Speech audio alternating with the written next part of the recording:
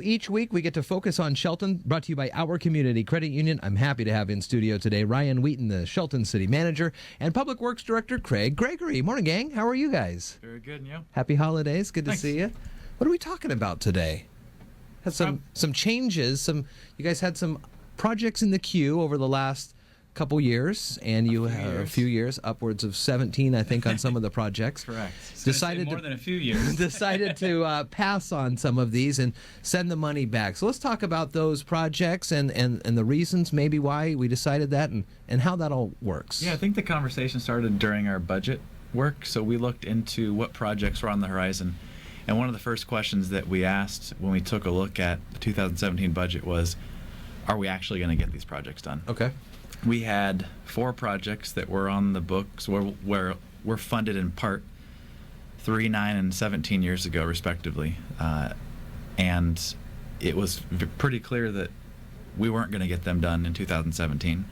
And looking at the amount of funding that we had versus anticipated costs, it was going to be difficult for us to get those done at any point. So Craig has worked with some of the staff at our office and then also with different state agencies that have given us these funds to figure out how we move forward in one fashion or another. And then over the last couple weeks, he has done a good job of presenting the options to the commission, and they have voted 4 different times now to walk away from projects that in all likelihood we were going to have a very difficult time completing. So when you look at the budget year after year, does it show the safe streets? We'll do that one for an example. Does it show that under the Public Works budget that this was a project and you just every year it just kind of gets pushed to the next year's budget? Is that how that? That's exactly what's happening. So the funds that you had to return, was that was there monies added for interest over the years, or was it the same amount that they gave you 3, 7, and 17, 4, whatever, how many years ago? I believe it was the money that they gave us. Is that correct? It was. Okay. There was no interest tacked onto it. It was the funds that we expended throughout the life of those projects to date, and that was the amount that we are going to pay back. There may be some forgiveness on 2 of the projects, and we're still working through that process at this point. Is there any penalties associated with either not completing the projects or holding on to these projects for so long? Other than reputation, Yeah. I don't think so. That was our greatest concern, really. Paying back money is obviously an issue. Yeah. The greatest issue for us is that if we were going to have our reputation damaged with the agencies that we are going to rely on in the future for many funding cycles, that was a serious concern.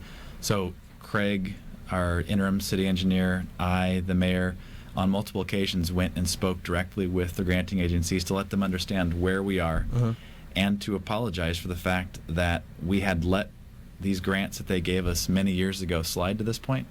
I think we were able to connect on at least a plan moving forward that if we are going to exit these projects, we're only going to enter into projects in the future that we can actually get done.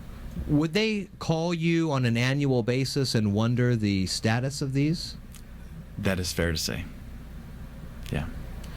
Moving forward, these aren't off the books forever. The idea is that perhaps maybe one day you can secure additional funds to maybe start working on these projects? It could be. That, I think in part that's going to be what we look at in 2017. We're going to take a look at what the priorities are for the city. The commission will obviously set their vision, and they will help us put things in order of what they want to get done now and then the next few years.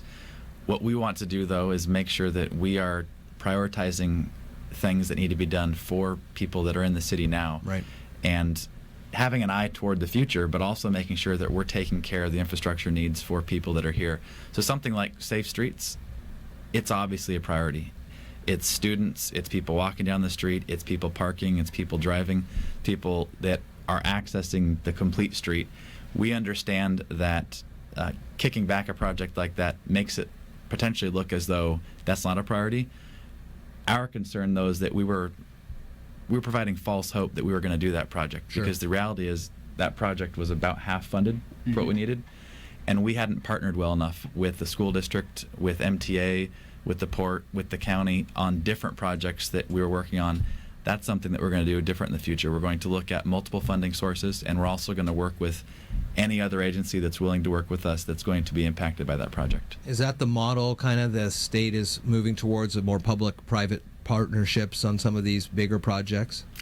I think that would be looked at pretty favorably. For us, we would like to establish the public-public partnerships in the area. Mm-hmm. We've done some partnerships. Craig and I have been out to all the public agencies in the community in the last couple months, and we have heard time and time again that other agencies are ready and willing to work with the city, and at this point, that's what we're going to do going forward, is partner with them. How do you do that?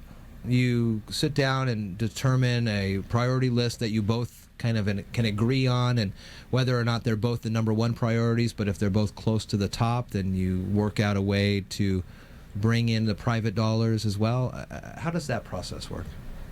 How do you secure these funds with a private partnership, perhaps? So private partnership's a little bit different. That one is going to be a little longer in working out. The public partnerships, at this point, we don't have a regional group. So in Pierce County, you have RAMP, where all the municipalities and the private or public agencies there are working toward common goals. Okay.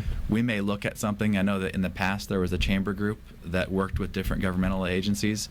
We may look at something like that in the near future to make sure that while the city and the transit and the port don't have to be on the exact same grant, if we're going to work in the same area, that we should at least be on the same page. So the SR3 park and ride is a good example. Okay.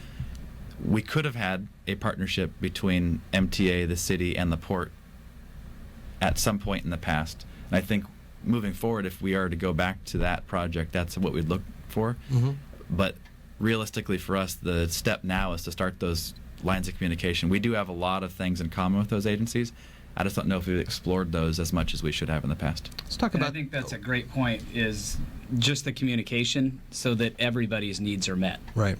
And I don't think we've done a very good job of doing that in the past. And we will certainly try to communicate better with those other agencies in the future. They all show up here at some point during the week, Sure. so we could probably just hang out. That's exactly right. You may have to make sure you're adhering to the public meetings and all that stuff. But yeah, they all swing by here every so often. Let's move to the PUD3 building, right at kitty corner to us here. We're hearing news reports that the Thurston Mason Behavioral Health Organization is looking perhaps to buy that from the PUD3 for a center to help with substance abuse and other issues like that. There's been some talk in the city that maybe that's not the right place. Maybe a place somewhere else that the city owns could be a better location. Is there thoughts of where that is, or where are we at in that process? So this is a situation where at this point, that type of organization going into the PUD3 building is permissible. It's zoned for a lot of use, and that is a permissible use. So in terms of us stopping that, that's not something that anybody's likely to see, because that's an allowable use. We have, on Monday, I did get permission from the commission to approach the Thurston Mason Behavioral Health Organization, and we will have those discussions. We've talked a little bit this week. We're going to meet again tomorrow and have some discussions about some other options. We do own some property that we've abated in the downtown area. The question really is going to be, what does it cost to build a new facility versus remodeling it, Sure. an existing one? And they do need a fairly sizable location. They're not looking for a couple thousand square feet. They're looking for 6,000, 7,000. Yeah.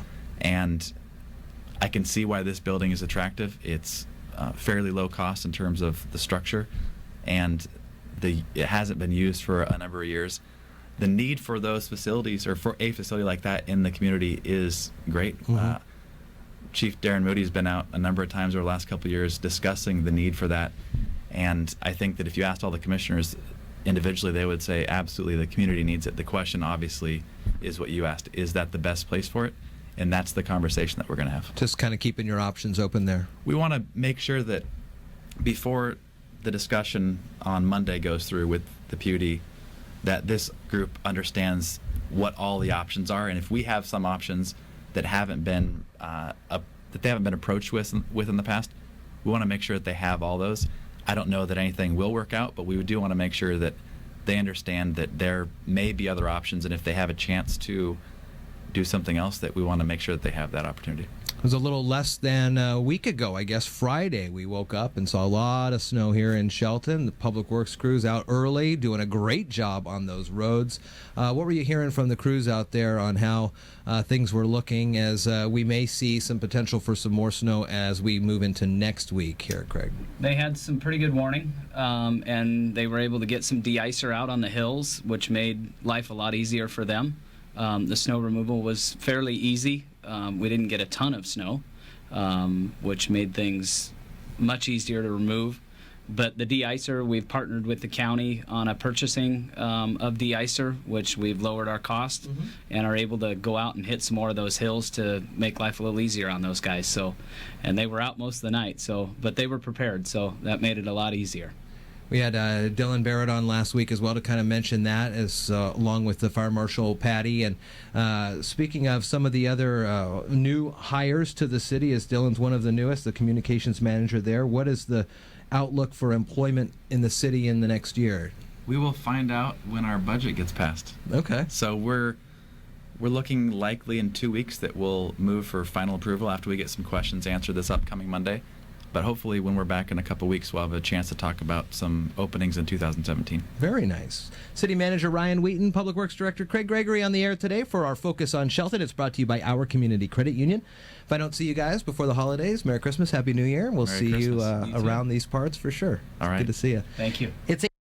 Do you know you have access to the fastest internet in Washington State? Switch to iFiber Communications right now and take advantage of our special offers. Pay only $29.95 for 100 megabit high-speed internet, or get 3 months of internet absolutely free. That's right, $29.95 for 100 megabit speeds or 3 months of internet free. Shop, stream, and game like never before with iFiber Communications high-speed internet. Call 360-427-4000 or check us online at ifiber.tv. Subject to credit approval, valid on a 24-month contract.